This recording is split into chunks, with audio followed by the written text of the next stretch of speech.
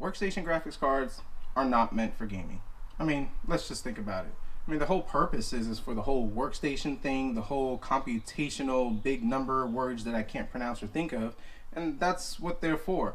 But every now and then, sometimes they might surprise you. Back in the GPU apocalypse, actually Quadro cards was an option for me for budget gaming. I think it was the K2000 or the K4000, something to that effect. I did a couple of videos on those, and those were actually able to, fancy the needs of those who were trying to get into gaming. And it was actually a temporary solution for people who just couldn't find or afford graphics cards. So I just went ahead and did the right thing, picked this one up, and we're just going to play a whole bunch of games on it and just see if it works.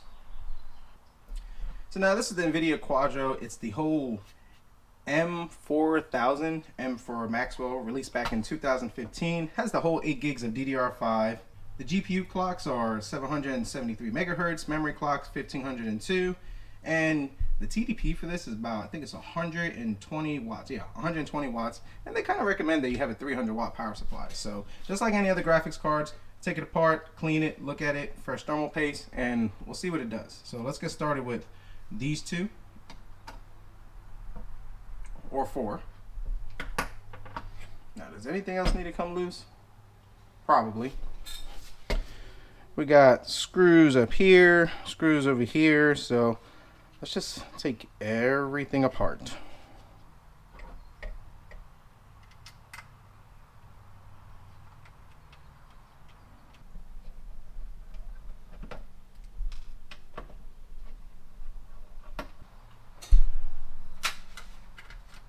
Now this is interesting. Connectors are soldered to the board, so it's kind of like they don't want you to service this.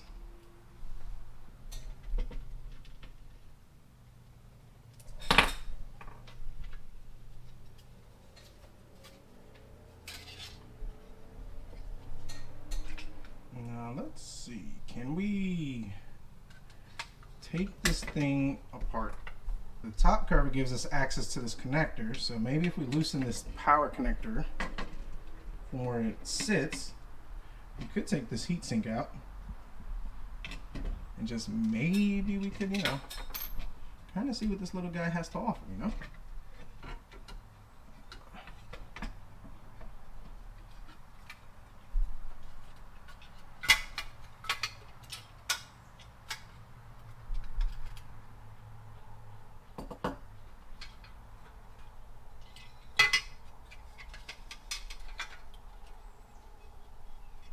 We got one connector for the fan, so maybe we could just pry that off, but this is definitely concerning.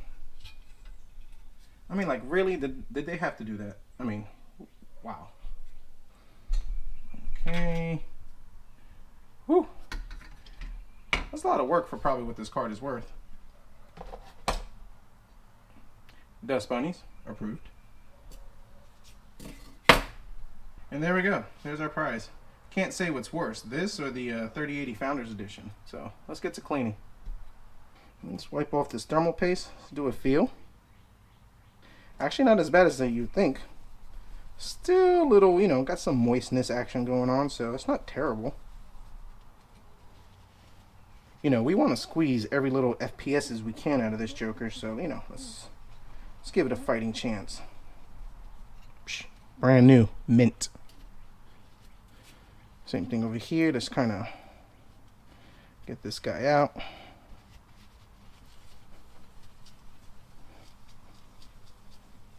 Factory. And let's kind of, dust off all the little bunnies and stuff like that. We don't want no bunnies running around here. That's clogged up pretty good. That might have been an issue.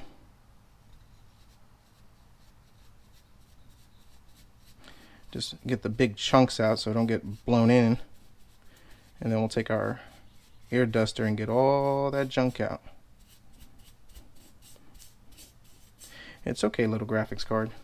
We'll get you fine. We'll get you fine.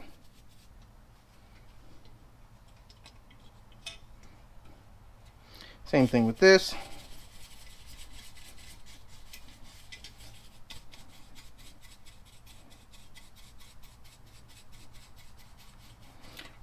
Mostly it's kind of break it up and agitate it. That way when we blow it out, it just Comes out so much easier. You can see all the chunks that are gathering right over there. So we got everything looking mint and fantastic. So now let's put on thermal paste. Alright, so to get this back together, we got to feed you right through here. This is really a dumb design. But like I said, they probably don't encourage the whole repairing it thing, so you know, they just want you to leave it alone, but I don't do that. And you gotta slide this connector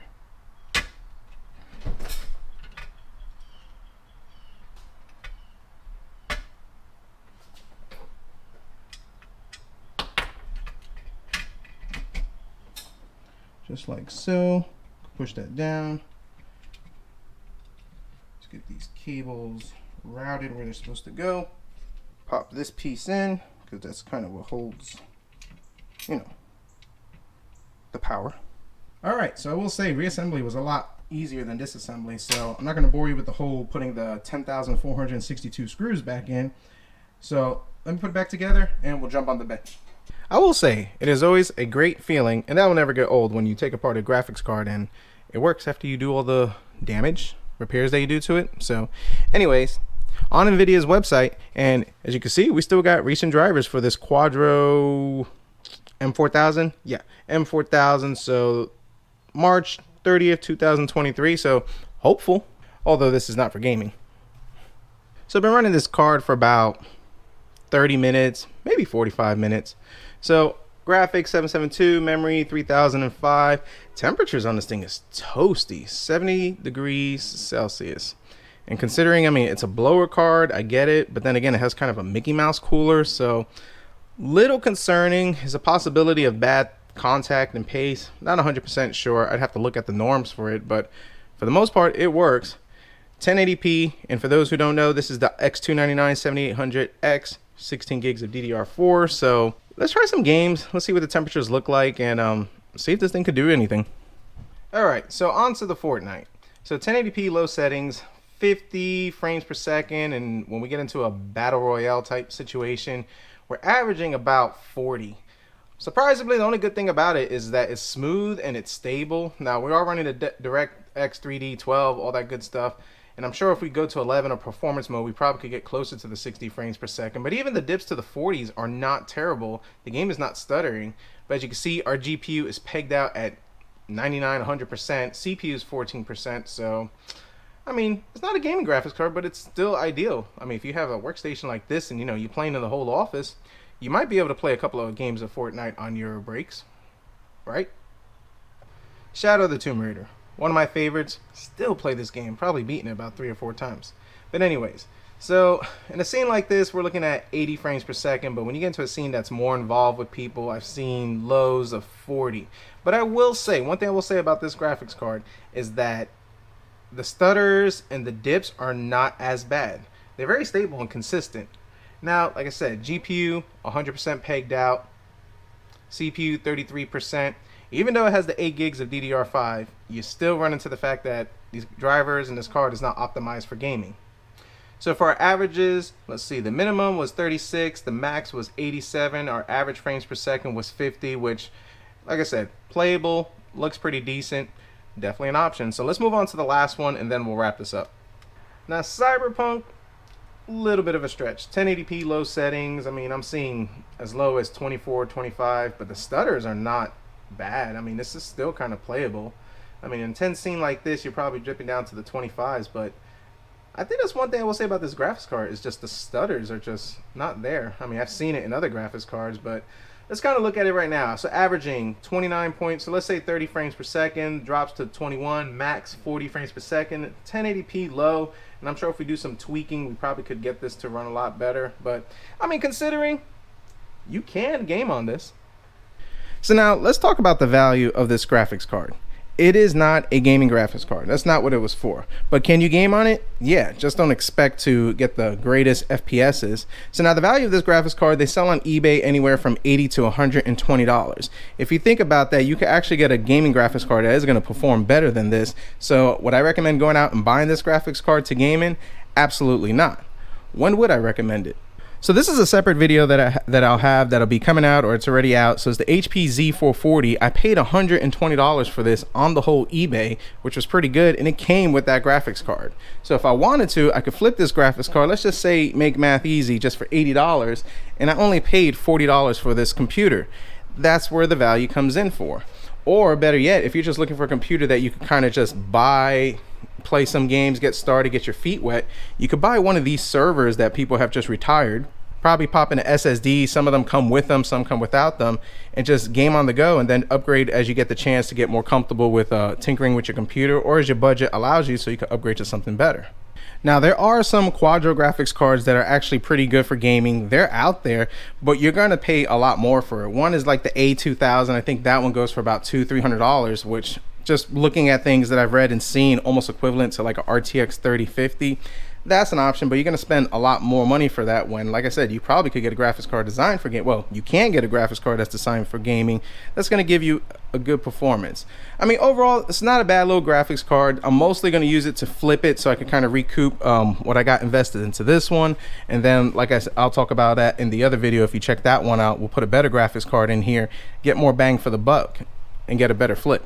So despite having 8 gigs of VRAM, I mean, the graphics card doesn't check the boxes if you're going to go out and look for it and buy it. Now, if it's one of those ones that I've seen these where people have sold them for surplus for like, $10-20, or it's just people throwing them out, yeah, pick it up, put it in a good budget gaming rig, and you'll be able to make a good flip or have a good experience on it. So that's my thoughts on this graphics card. Comment down below, let me know your thoughts, concerns, criticisms, impressions of this graphics card. If you like this video, please hit the like button, subscribe if you're not, and as always, we'll see what we come up with next.